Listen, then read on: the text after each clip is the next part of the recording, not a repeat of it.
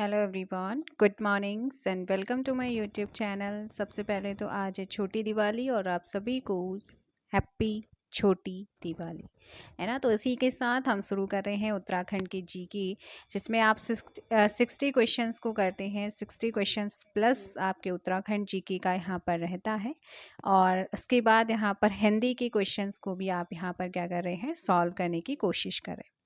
So first question आप लोगों का है, अरुण जखमोला किससे संबंधित हैं? अरुण जखमोला का संबंध किस गेम से है या किस खेल से इनका संबंध है?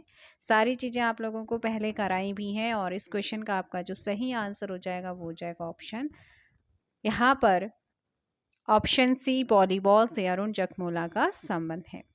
कसार देवी गुफा, कसार देवी उड़ियार या गुफा कहाँ पर है? अल्मोड़ा में है। पहला क्वेश्चन तो ये बनता है और दूसरा क्वेश्चन आपका ये बनता है कि कसार देवी गुफा जो कि अल्मोड़ा में है, इसमें किसने तपस्या की थी? सो क्वेश्चन नंबर 2 का आपको ध्यान रखना है। कसार देवी गुफा मैंने आपको कराया भी था, अल्मोड़ा डिस्ट्रिक्ट जब करा रही थी, और यहाँ पर जो तपस्या की थी स्वामी विवेकानंद ने की थी। राज्य की स्वास्थ्य एवं जनसंख्या नीति पहली बार कब घोषित की गई है? राज्य की स्वास्थ्य और जनसंख्या नीति को पहली बार कब घोषित किया गया है? क्वेश्चन है आप लोगों के सामने। क्वेश्चन नंबर 3 का आंसर दीजिएगा। सो यहाँ पर ध्यान रखना है, 6 फरवरी 2003 में राज्य की स्वास्थ्य और जनसंख्या नीति को पहली बार घोषित किया गया है। नेक्स्ट क्वेश्चन है, जीवी पंत के नेतृत्व के कारण गोविंदगढ़ कहा जाता है। जीवी पंत के नेतृत्व के कारण कौन सी जगह को जो है गोविंदगढ़ के नाम से भी आप जानते हैं? सो क्वेश्चन नंबर 4 का यहाँ पर करेक्ट आंसर होगा डी, काशीपुर। महिलाओं के द्वारा अपने मायके आने पर आंगन में किया जाने वाला नृत्य कौन सा है? महिलाओं के द्वारा अपने मायके आने पर आंगन में किया जाने वाला जो नृत्य है उस नृत्य का नाम आपको बताना है और आप इसे कई बार कर भी चुके हैं। ये है थड़िया नृत्य। कौन सा है? थड़िया नृत्य है। ऑप्शन ए यहाँ पर सही आंसर होगा। भोटिया जनजाति विवाह के अवसर में कौन सा नृत्य करते हैं? जो भोटिया जनजाति है वो विवाह के टाइम पर या विवाह के अवसर में कौन सा नृत्य करते हैं? सो 6 का आंसर हो जाएगा पौड़ा नृत्य करते हैं। कौन सा? पौड़ा नृत्य। नेक्स्ट क्वेश्चन है, चंदों के समय नगद टैक्स या कर देने वाले को क्या कहा जाता था? जो नगद टैक्स और अनाज देता था उसे कहा जाता है खाईकर। उसे क्या कहते थे? चंदों के टाइम पे, चंद शासन काल में खाईकर, जो अनाज और नगद दोनों ही देते थे, दोनों के रूप में कर देता था। जो केवल नगद टैक्स देने वाला था उसे कहते थे सिरतान और जो दोनों देता था वो था खाईकर। पवलिया किस अंग पर पहना जाने वाला आभूषण है? अगर यहाँ पर पवलिया की जगह बिछुआ दिया होता तो आप तुरंत आंसर कर देते, और बिछुआ को ही जो बिछुए अंगुली के पैरों में पहनी जाती है, पैरों की अंगुली में, 8 का आंसर ए हो जाएगा और इसी को बिछुआ भी कहते हैं और इसी को पवलिया भी कहते हैं। शूण सांगल को कहाँ पर धारण किया जाता है? आभूषण आप कर चुके हैं, तो शूण सांगल जो होता है ना, इसे कंधे पर धारण किया जाता है। कहाँ पर? कंधे पर, जो कि चांदी का बना होता है। ऑप्शन बी आपका सही आंसर होगा। नेक्स्ट क्वेश्चन नंबर आपका 10, बच्चों के लिए कुमाऊं में मनाया जाने वाला त्योहार। तो बच्चों के लिए जो आपका त्योहार मनाया जाता है कुमाऊं में, गढ़वाल में आप इसे मकर संक्रांति के नाम से जानते हैं और कुमाऊं में आप इसे घुघतिया के नाम से जानते हैं। तो घुघती त्योहार बच्चों के लिए होता है। ऑप्शन ए, यहाँ पर इसे काले कौवा त्योहार के नाम से भी जानते हैं। यहाँ पर आटे के अलग अलग पकवान बनाए जाते हैं। Option A. अब बात आती है खतड़ुआ। तो खतड़ुआ जो त्योहार होता है 17 अश्विन मास की 17 तारीख को मनाते हैं। गाय वो जो पशु होते हैं उनकी यहाँ पर सेवा वगैरह होती है। हरेला आप जानते ही हैं, हरेला श्रावण मास का जो पहला दिन होता है उस दिन मनाते हैं। और ओल्गिया की बात करें, अगर आप इसे घी संक्रांत के नाम से कहेंगे तो तुरंत आंसर कर सकते हैं। तो ओल्गिया या घी क्रांति, घी संक्रांति है ना, ओल्गिया को ही घी संक्रांत, इसमें घी खाना शुभ माना जाता है। और चंदों के टाइम पर जो स्थानीय लोग होते थे ना, वो राजा को इसमें भेंट भी देते थे। तो आपसे पूछ लेगा ऐसा कौन सा त्योहार था यानी या त्योहार था, जहाँ पर चंदों के टाइम पे जो है शासनकाल में स्थानीय लोग उन्हें क्या देते थे, भेंट देते थे, तो वो है ओलगिया या फिर आपका घीकरान। तो आंसर इस क्वेश्चन का ये हो जाएगा। मासी में कौन सा मेला आयोजित होता है? कहाँ? मासी। ये मेला आपका रानीखेत अल्मोड़ा में लगता है। और इसमें देखो, झंडा मेला तो देहरादून में लगता है होली के 5 दिन बाद। थल मेला जल्दी से कमेंट करके आपको बताना है कहाँ लगता है। गौचर मेला आप जानते हैं चमोली में लगता है ना, औद्योगिक विकास से रिलेटेड है। 1943 में बर्नेडी जो थे डिप्टी गवर्नर, उस टाइम पे उन्होंने इसकी शुरुआत करी थी। किसने? 1943 में बर्नेडी ने इसकी शुरुआत करी थी, ये आपको ध्यान रखना है। चौमोली में है गोचर, गोचर मेला वहीं लगता है। और आंसर क्या हो जाएगा? सोमनाथ, ऑप्शन सी, रानीखेत यहाँ पर सही होगा। सुनंदा देवी पर्वत शिखर का नाम क्या है? सुनंदा देवी पर्वत शिखर के नाम की अगर बात करें तो इस क्वेश्चन का आपको ध्यान रखना है ऑप्शन सी, नंदा देवी। एक तो देखो भाई, अगर बात करते हैं नंदा देवी, तो नंदा देवी की हाइट आपको कमेंट करके बतानी है, पूर्वी और पश्चिमी दोनों की। कामेट की हाइट देखेंगे, कई बार पूछी गई है, 7,756 मीटर हाइट है। पंचाचूली पिथौरागढ़ में है और हाइट है 6,900 कितना मीटर है? 6,904 मीटर हाइट। हाथी पर्वत की बात करते हैं तो ये चमोली में है, 6,727 मीटर इसकी क्या है? हाइट है। नेक्स्ट क्वेश्चन की बात करते हैं, ज्वाला देवी का मंदिर कहाँ पर स्थित है? कौन सा? ज्वाला देवी का मंदिर। सो ज्वाला देवी के अगर मंदिर की बात करते हैं तो ये कहाँ पर है?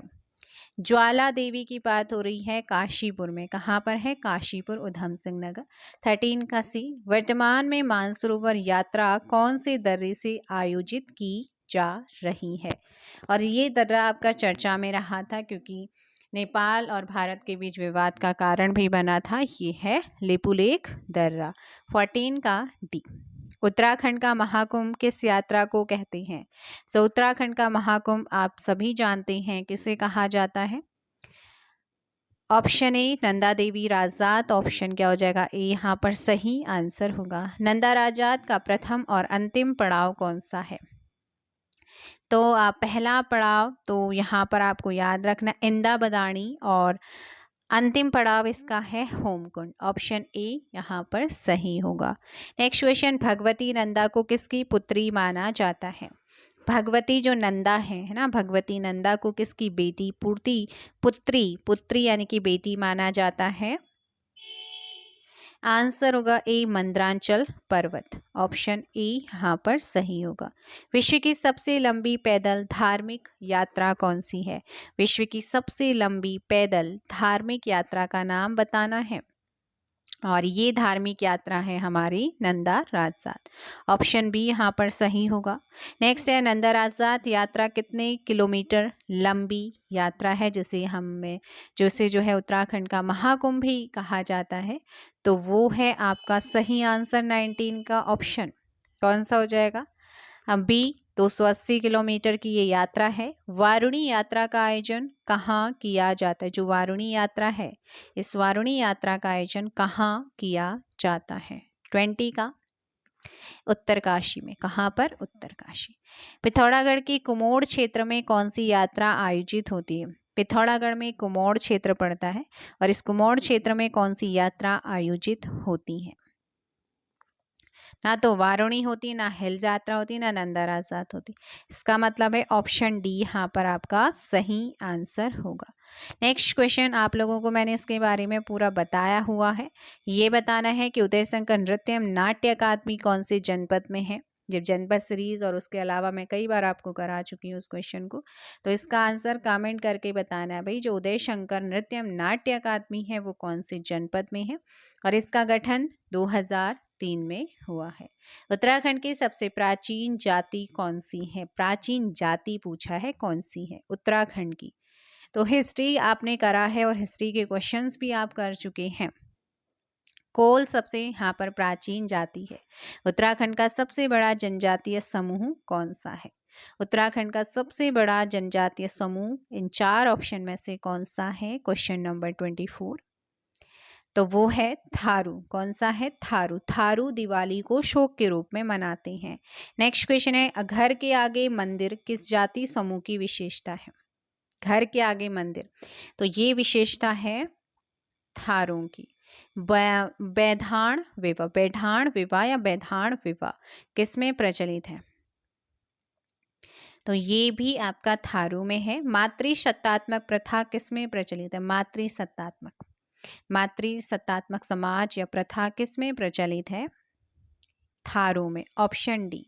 नेक्स्ट क्वेश्चन, बागनाथ किस जनजातीय समूह का प्रमुख देवता है? बागनाथ किस जनजातीय समूह के प्रमुख देवता हैं?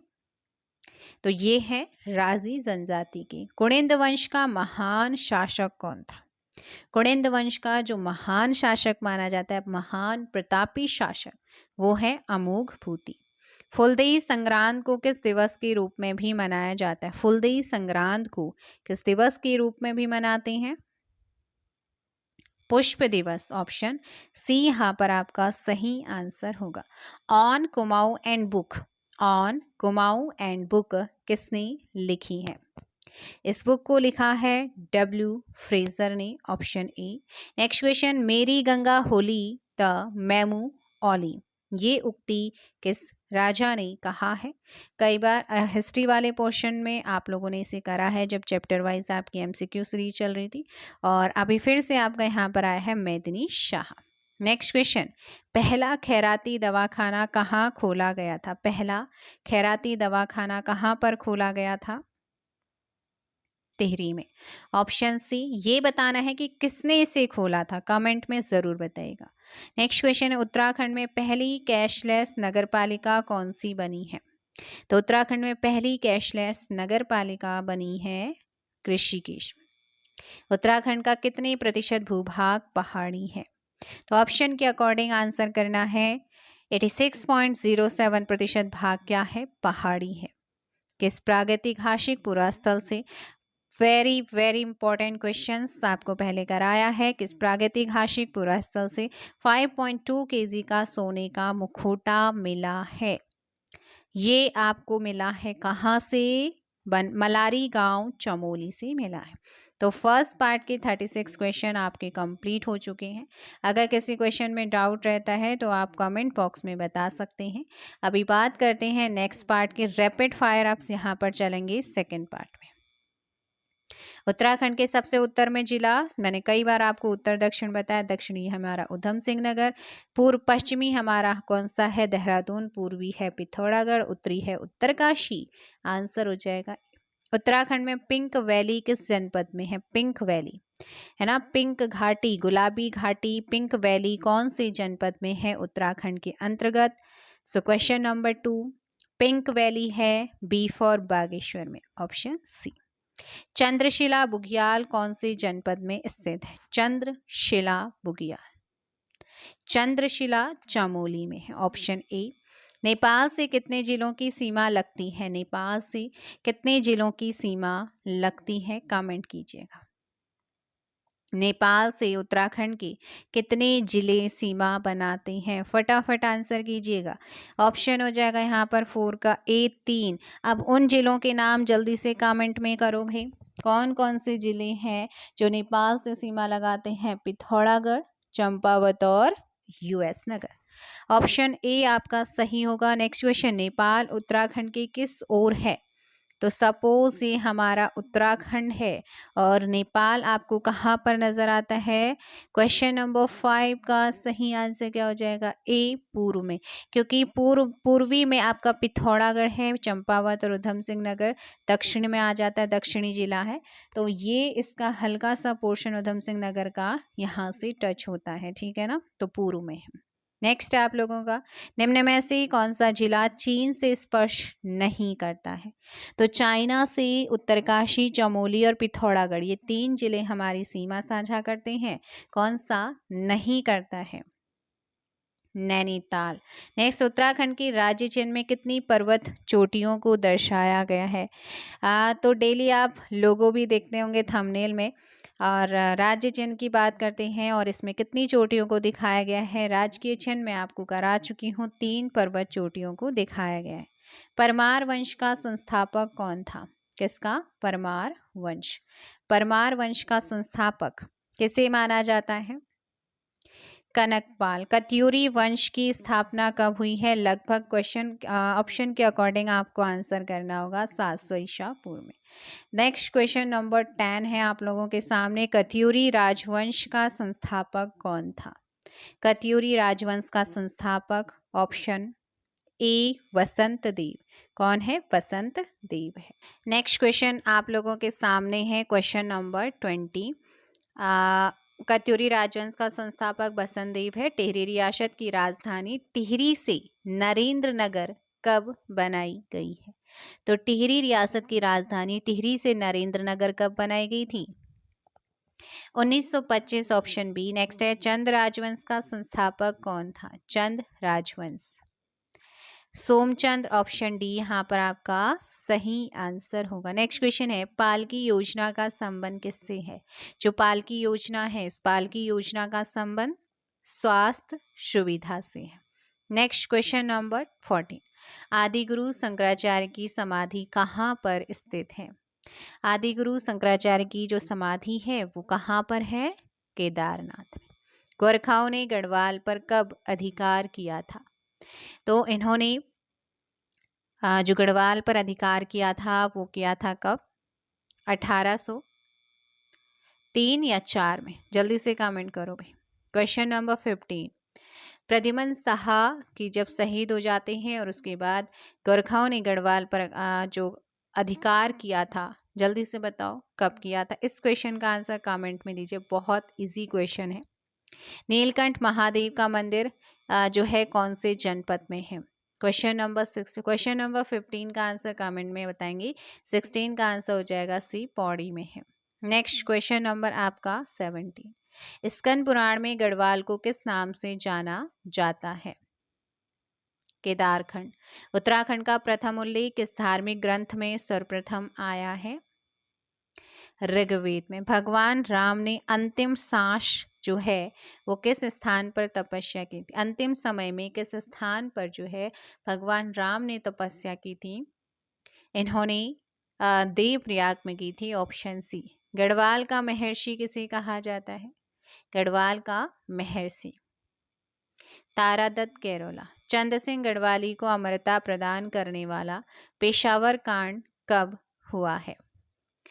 तो इस क्वेश्चन का आपका आंसर हो जाएगा 23 अप्रैल 1930। Option D. नेक्स्ट क्वेश्चन आप लोगों के सामने है। कुमाऊं परिषद का कांग्रेस में विलय कब हुआ था? अंतिम अधिवेशन भी था वो 1926।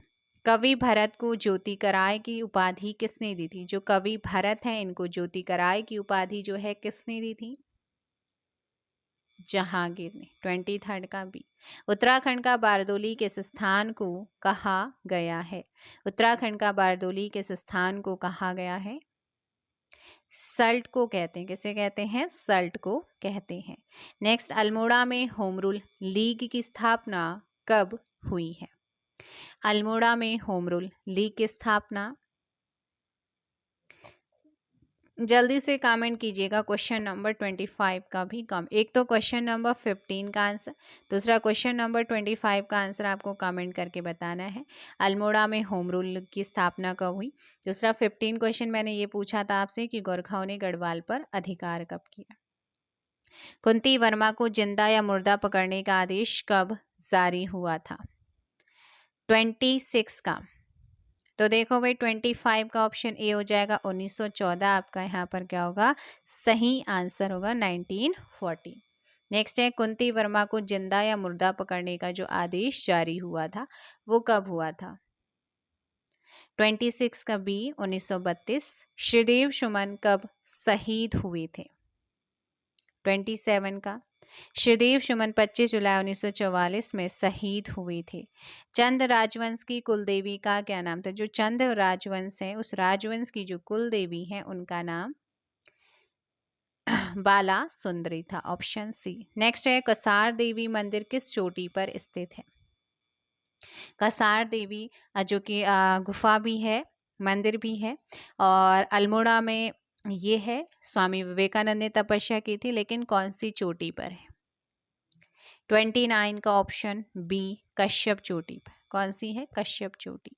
उत्तराखंड राज्य विधेयक को राष्ट्रपति की स्वीकृति कब मिली है? तो ये जो स्वीकृति दी गई थी अगस्त 2000 में दी गई थी, लेकिन डेट है 28। नेक्स्ट क्वेश्चन, उत्तराखंड में कमल उपनाम से किसे जाना जाता है? कमल उपनाम। 31 का ऑप्शन आत्माराम फोदणी, ऑप्शन डी यहाँ पर सही आंसर होगा। नेक्स्ट क्वेश्चन है कि रूपकुंड ताल कहाँ पर है? कौन सा? रूपकुंड। रूपकुंड ताल कहाँ पर है? चमोली। नचिकेता ताल कौन से जनपद में है? नचिकेता ताल नैनीताल। भेंगताल कौन से जनपद में है? भेंगताल। ऑप्शन बी रुद्रप्रयाग में। 34 का बी। नेक्स्ट क्वेश्चन है, राज्य का पहला योग ग्राम कौन सा है? राज्य का पहला योग ग्राम कौन सा है? पवलिया, रुद्रप्रयाग। उत्तराखंड का वेद व्यास किसे कहा जाता है? उत्तराखंड का वेद व्यास किसे कहा जाता है? जल्दी से कमेंट कीजिएगा आप, उत्तराखंड का वेद व्यास किसे कहा जाता है? सो इस क्वेश्चन में आप लोगों को ध्यान रखना है, जो यशोधर मठपाल हैं, कौन है? यशोधर मठपाल जो है ना, इन्हें उत्तराखंड का वेद व्यास कहा जाता है। नेक्स्ट है आपका यहाँ पर हिंदी की क्वेश्चंस। 1 सेकेंड। सो देखो भाई, यहाँ पर है हिंदी के क्वेश्चंस। आपका फर्स्ट क्वेश्चन है, शब्दांश के कितने प्रकार होते हैं? शब्दांश के कितने प्रकार होते हैं? सो शब्दांश आपको ध्यान रखना है, इसके 2 प्रकार होते हैं शब्दांश के। Option B. रचना के आधार पर रूढ़ शब्द नहीं है। रचना के आधार पर रूढ़ शब्द कौन सा नहीं है? तो विज्ञान एक रूढ़ शब्द नहीं है, विधन ज्ञान होता है। योग रूढ़ शब्दों की पहचान करें। योग रूढ़ शब्दों की पहचान आप लोगों को करनी है, तो जिससे एक तीसरा अर्थ निकलता है ऑप्शन सी। कौन सा शब्द अरबी का नहीं है? और अरबी फारसी सारे शब्द आपको कराए हैं। कमीना। नेक्स्ट क्वेश्चन, कौन सा शब्द फारसी नहीं है? अब देखो भाई, ऑप्शन में था तो इसलिए आपको बताया था। क्वेश्चन नंबर 5, हक। तुर्की शब्द नहीं है। कौन सा यहाँ पर तुर्की शब्द नहीं है? 6 का आंसर देंगे आप लोग। तुर्की शब्द कौन सा नहीं है? आमदनी तुर्की शब्द नहीं है। कालीन, चकमक और कैंची। कैंची बहुत पूछा गया भाई, कैंची तुर्की शब्द है। मैंने उसे पीटा, इस वाक्य में विधेय की पहचान करनी है। विधेय यानी कि उद्देश्य। उसे पीटा, किसे पीटा? उसे। विधेय का मतलब उद्देश्य। रचना के आधार पर वाक्य के भेद नहीं है, तो रचना के आधार पर वाक्य का भेद कौन सा नहीं? क्वेश्चन नंबर 8 ऑप्शन डी उद्देश्य। निम्न में से देखो, साधारण वाक्य, संयुक्त वाक्य और मिश्रित वाक्य होता है। निम्न में से वाक्य के अंग हैं। वाक्य के कौन कौन से अंग हैं इनमें से? उद्देश्य और विधेय। उद्देश्य व विधेय। नेक्स्ट है, राकेश पढ़ता है, यह कैसा वाक्य है? राकेश पढ़ता है, सिंपल सा है, साधारण। मैंने दूध पिया किस प्रकार का वाक्य है? मैंने दूध पिया, तो यह एक विधानवाचक है। कैसा है? विधानवाचक। गौरव तुम बैठ कर पढ़ो किस प्रकार का वाक्य है? बताओ। तो यहाँ पर क्या है? आज्ञावाचक। ऑप्शन आपका क्या हो जाएगा? डी सही आंसर होगा। निम्नलिखित में से कौन सा वाक्य निषेधवाचक नहीं है? निषेधवाचक कौन सा नहीं है? 13 का आंसर। मैंने दूध पिया, है ना, ये निषेधवाचक नहीं। बाकी मैंने खाना नहीं खाया, मैंने दूध नहीं पिया, तो मत लिखो, तो ये निषेधवाचक। अर्थानुसार वाक्य के कितने भेद होते हैं?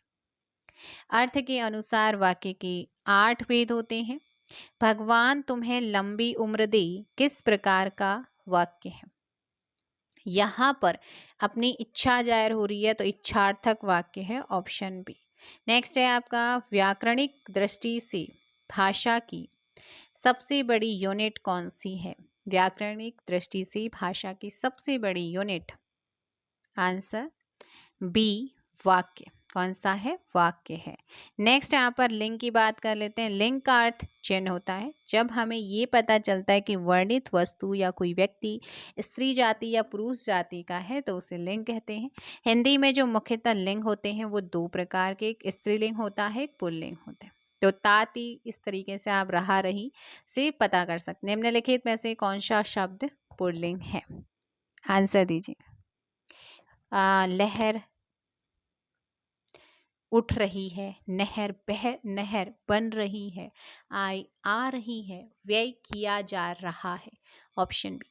निम्नलिखित में से कौन सा शब्द स्त्रीलिंग नहीं है? स्त्रीलिंग नहीं है तो निराला है ना, ये एक लेखक का है। निम्नलिखित में पुल्लिंग शब्द कौन सा है? पुल्लिंग शब्द आपसे पूछा है। ये तो बहुत इजी है, ये आसानी से आंसर दे सकते हो। सारस। नेक्स्ट है निम्नलिखित में से पुल्लिंग शब्द नहीं है ना? पुल्लिंग शब्द कौन सा नहीं है? तो नकल की जा रही है, बचपन की याद आ रही है, मोती गिर रहे हैं, रत्न। बताओ 20 का आंसर सी, नकल। पुल्लिंग शब्द नहीं है। मोती ढूंढो, बचपन याद आ रहा, रत्न जड़ा जा रहा, सी नकल की जा रही। निम्नलिखित शब्दों में से कौन स्त्रीलिंग नहीं है? स्त्रीलिंग कौन सा नहीं है? रोटी खाई जा रही, पूड़ी बन रही है, नदी बह रही है, पानी पिया जा रहा है। Option C. निम्नांकित में से कौन सा शब्द स्त्रीलिंग नहीं है? स्त्रीलिंग नहीं है तो सुबह हो गई है, दोपहर हो गई है, सांझ हो गई है, दिन हो गया है ना। Option D. लिंग की दृष्टि से दही क्या है?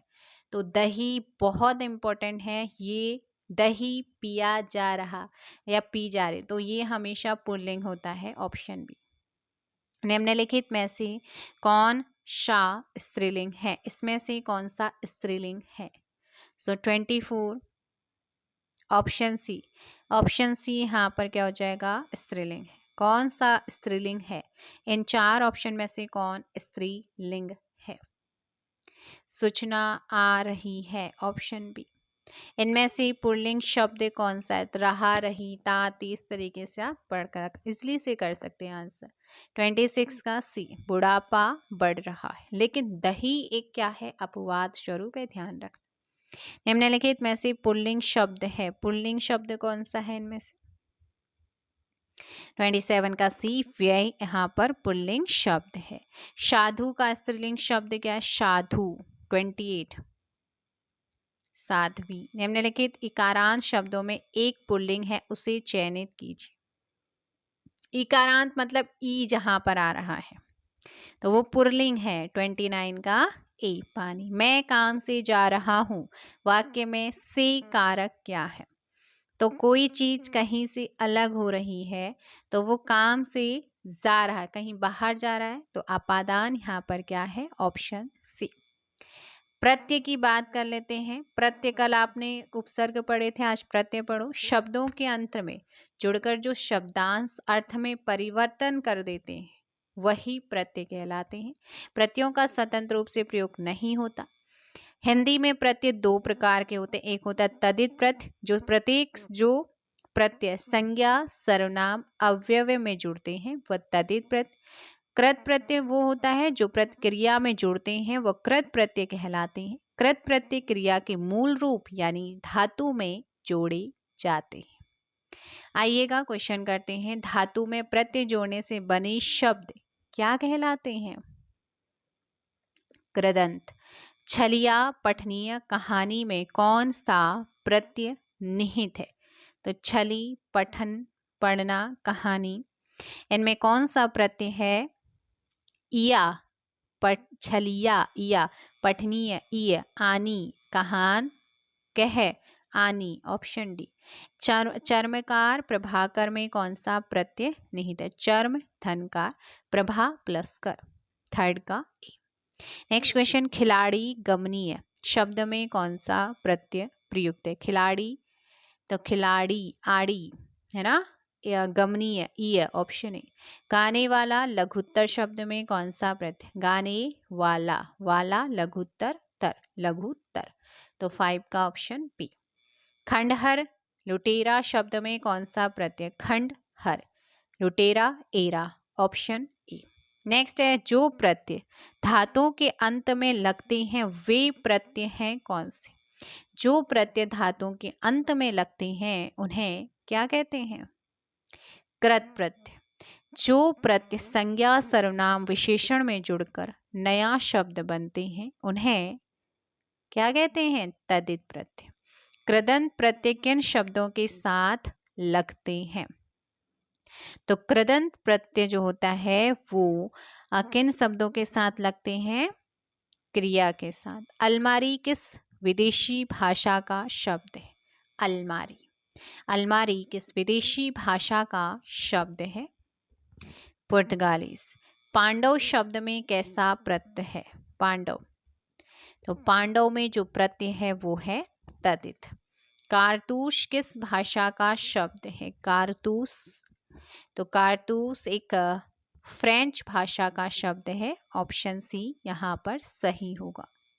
नेक्स्ट क्वेश्चन आप लोगों के सामने है, निम्नलिखित में से किस शब्द में उपसर्ग है?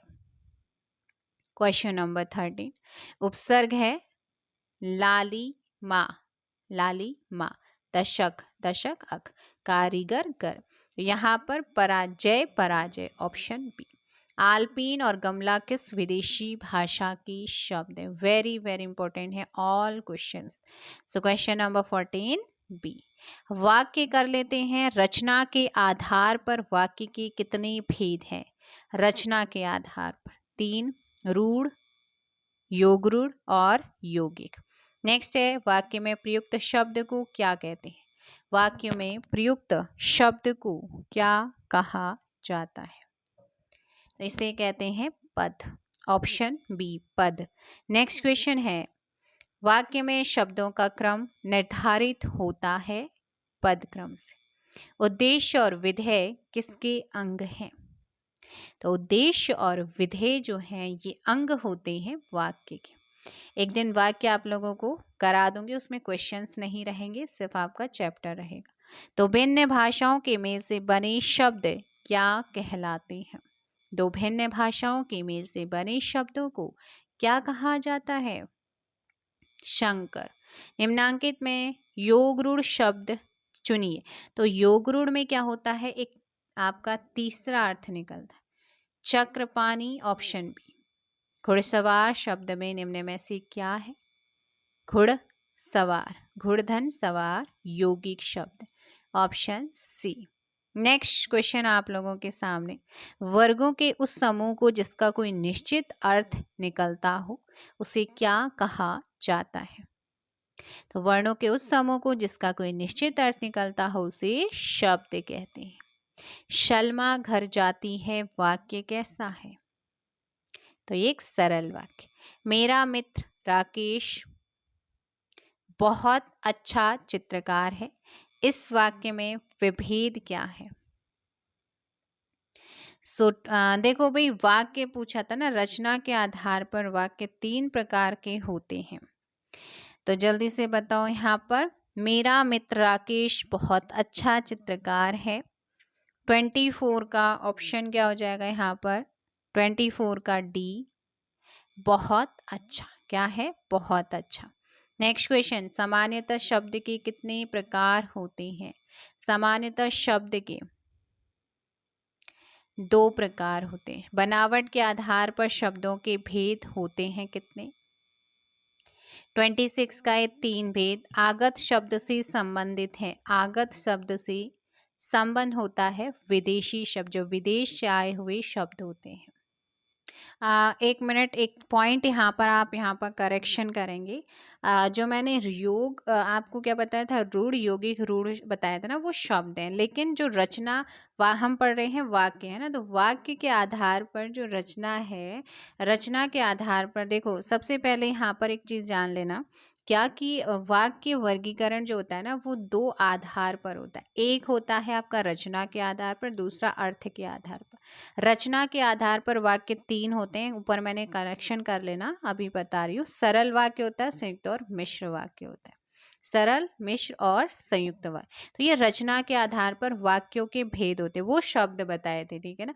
अब अर्थ के आधार पर वाक्य के 8 भेद होते हैं। एक होता है विधानवाचक, एक होता है निषेधवाचक, एक होता है प्रश्नवाचक, एक होता है आज्ञावाचक, एक होता है इच्छावाचक और छठा है संदेहवाचक, सातवां है विस्मयादि बोधक और आठवां है संकेतवाचक। तो ये आपके क्या होते हैं बच्चे, रचना के आधार पर 3 प्रकार के होते हैं वाक्य और अर्थ के आधार पर वाक्य 8 प्रकार के होते हैं, ठीक है। तो ये आपको ध्यान रखना है। वाक्य आपसे पूछा था ना, तो वो मैंने आपको शब्द बता दिया था, तो आप यहाँ पर इसे क्या कर लेंगे, करेक्शन कर लेंगे। और वाक्य के जो अंग होते हैं वो 2 अंग होते हैं। एक होता है उद्देश्य, वाक्य का वह अंग जिसके बारे में कुछ कहा जाए, हम जिसके बारे में कह रहे वो उद्देश्य, और जो उद्देश्य के बारे में कहा जाता है उसी को विधेय होता है। जैसे मोहन खेलता है, तो मोहन उद्देश्य, विधेय क्या है, खेलना, है ना। मोहन साइकिल से स्कूल जाता है, तो इसमें मोहन क्या है, उद्देश्य। किसके बारे में हम जो कह रहे हैं, कहा जा रहा है, यानी कि वो साइकिल से क्या कर रहा है, स्कूल जा, तो वो क्या है, विधेय। तो ये वाक्य के अंग होते हैं। और यहाँ पर वाक्य में 6 तत्व अनिवार्य, एक होता है सार्थकता, योग्यता, आकांक्षा, पदक्रम, अन्वय यानी कि मेल और निकटता। तो ये आप लोगों ने देख लिया। एक दिन क्या करेंगे, क्वेश्चंस ना करा के सिर्फ और सिर्फ आपको चैप्टर करा देंगे किसी और दिन। तो ना मैं यहाँ पर जो आपका सरल, संयुक्त और आपका मिश्रित वाक्य, इनको पहचानने की कुछ पॉइंट बता दे। अक्सर एग्जाम में ये पूछा जाता है, सरल वाक्य, संयुक्त वाक्य, मिश्रित वाक्य। तो सरल वाक्य तो सिंपली जैसे मोहन जा रहा है, मोहन पढ़ता है, मोहन खाता है, मोहन सोता है, गीता रामायण पढ़ती है। तो ये क्या हो गए, ये तो सरल वाक्य हो गए। मैं खाना खा रही हूँ, मैं आपको पढ़ा रही हूँ, है ना, ये सरल वाक्य। अब मैं यहाँ पर कहूँ कि छात्र ने परिश्रम नहीं किया इसीलिए वह अनुत्तीर्ण हो गया, इस वाक्य में इसमें कौन सा वाक्य है, सरल, संयुक्त या फिर मिश्र या मिश्रित, है ना। तो अगर जहां पर संयुक्त वाक्य होगा, संयुक्त वाक्य को पहचानने के लिए क्या होता है, संयोजक अव्यय, वो और, अगर वहां पर बीच में और, एवं, अथवा, या, तथा, अथः, अतः, अतः, इसीलिए, फिर भी, किंतु, परंतु, लेकिन, पर, तो ऐसे शब्द जहां पर आएंगे वो हमेशा संयुक्त वाक्य होगा। मिश्रित वाक्य के लिए जैसे मिश्रित वाक्य में अगर आपका बीच में कहीं मिलता है ना की से जुड़ा हो, है ना, की, जो, क्योंकि, जैसा, वैसा, जब, तब, जहां, वहां, जिधर, उधर, याद, आदि, यदि, यदि, तो, यद्यपि, तथापि, ऐसे शब्द अगर आपको मिल, जैसे महेश ने कहा कि वह और अधिक मेहनत करेगा, तो यहाँ पर की क्या, की अगर बीच में आया है ना, तो वो आपका मिश्रित वाक्य। जैसी करनी वैसी भरनी, महेश ने कहा जैसी करनी वैसी भरनी, तो उससे आगे कुछ और बना दिया, तो जैसी करनी वैसी भरनी जैसे मिला, सीधे टिक कर देना मिश्रित वाक्य। की, जो भी बीच में आता है ना, जो, मैंने एक आदमी को देखा जो क्या था, जो काफी मेहनती था, तो जो यहाँ पर क्या है, मिश्रित वाक्य कहलाता है।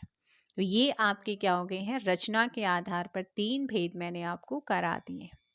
अगर चलो अर्थ के आधार पर भी बता देती हूँ 8 भेद। विधानवाचक, जहाँ पर क्रिया होने या करने की जानकारी प्राप्त हो, जैसे मैं आपको पढ़ा रही हूँ, है ना, और आप पढ़ रहे हैं, तो यहाँ पर क्रिया होने या करने की जानकारी मिल, मैं पढ़ा रही हूँ और आप पढ़ रहे हैं। निषेधवाचक में कार्य न होने या न करने का भाव, देखो मैं आपको पढ़ा भी नहीं रही हूँ और आप पढ़ भी नहीं रहे हैं, तो ये निषेध, जहाँ पर नहीं, मत, जैसे मैं आपको नहीं पढ़ाती हूँ और आप पढ़ते भी नहीं हैं। राम नहीं पढ़ता, बच्चों को मत बुलाओ, है ना, मैं नहीं पढ़ा रही हूँ, आप लोगों को ना बुलाया जाए लाइव, इस तरीके से।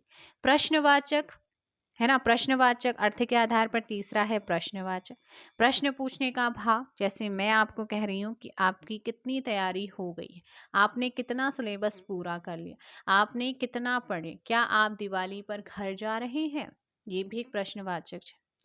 आज्ञावाचक होता है चौथा आपका आज्ञावाचक, जिन वाक्यों में आज्ञा, आदेश, अनुरोध, प्रार्थना, उपदेश का भाव होता है। बड़ों, जैसे मैं कहूँ प्लीज शांत रहिए, 1 मिनट सुनिए प्लीज, यहाँ पर क्या हो रही, आप जाकर खाना खा लीजिए, आज्ञा दी जा रही, आदेश अनुरोध किया जा रहा है कि कृपया आप बैठ जाइए, है ना, प्रार्थना की जा रही हो कहीं, है तो वहाँ पर उपदेश का भाव जहाँ हो तो वो आज्ञावाचक होता है। 5th है आपका इच्छावाचक, जिन वाक्यों में इच्छा, शुभकामना, आशीर्वाद का भाव हो वो इच्छावाचक वाक्य होता है अर्थ के आधार पर। जैसे मैं कहूँ कि मैं चाहती हूँ कि इस बार 2023 आते आते आपका किस में सिलेक्शन हो जाए, पुलिस में। मैं भगवान से प्रार्थना करूँगी कि 2023 में आपकी जॉब लग जाए। तो ये एक क्या है, इच्छावाचक, मेरी इच्छा है, मैं आपको शुभकामनाएं दे रही हूँ, है ना। बड़े हमें आशीर्वाद देते हैं। संदेशवाचक, संदेहवाचक होता है एक संदेहवाचक वाक्य, जिन वाक्यों से संदेह या संभावना व्यक्त है। शायद कि दिवाली पर तूफान आए, कहाँ, बे ऑफ बंगाल की खाड़ी में। शायद कि कल बारिश हो, शायद कि मैं कल कहीं घूमने जाऊं, है ना। तो संदेह जहां पर हो, संभावना जो वो है संदेहवाचक वाक्य। एक 7वां है संकेतवाचक, क्रिया का होना दूसरी क्रिया पर निर्भर होता है। जैसे वर्षा होती तो फसल अच्छी होती, यदि तुम आज परिश्रम करोगे, आप ही के ऊपर है, समझ भी जाओगे कि संकेत है। यदि आज तुम परिश्रम करोगे तो फसल आपको क्या, यदि आज तुम परिश्रम करोगे तो अवश्य सफल होंगे, यानी कि 2023 में जॉब लेंगे। तो ये क्या है, संकेतवाचक है, संकेत किया जाए। 8वां और लास्ट वाक्य आपका है विस्मयादि बोधक वाक्य। तो यहाँ पर जिन वाक्यों से विस्मय, हर्ष, शोक, घृणा प्रकट होती है वहां पर विस्मयादि, हे भगवान अगर ऐसा होता तो ये होता, है ना। शाबाश तुमने बढ़िया काम किया, ये क्या है, शाबाश और विस्मयादि चिन्ह लगता है, तुमने बढ़िया काम किया, है ना। तो ये आपका हो गया है। अर्थ के आधार पर वाक्य कितने भेद होते हैं, 8 भेद। रिवाइज करो, विधानवाचक, निषेधवाचक, प्रश्नवाचक, आज्ञावाचक, इच्छावाचक, संदेहवाचक, संकेतवाचक, विस्मयादि, है ना। तो इसे एक ट्रिक और यहाँ पर अपने तरीके से पहला वर्ड लिख लो, VNP, AE यहाँ पर, और SSV। यहाँ पर V से विधानवाचक, N से निषेधवाचक, P से प्रश्नवाचक, A से आज्ञावाचक, E से इच्छावाचक, S से संदेहवाचक, और S से क्या हो जाएगा, संकेतवाचक, और V से क्या हो जाएगा, विस्मयादि पद। आप अपने तरीके से कर सकते हैं, है ना। तो नेक्स्ट है आपका यहाँ पर, तो वाक्य के यहाँ पर आपने देख लिए हैं रचना के आधार पर भी और अर्थ के आधार पर भी।